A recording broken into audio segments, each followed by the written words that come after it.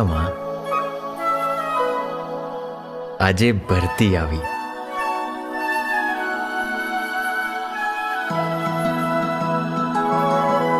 અને હવે સમજાયું કે ભીમાણી સરે આગળની બેન્ચ કેમ ખાલી કરાવી.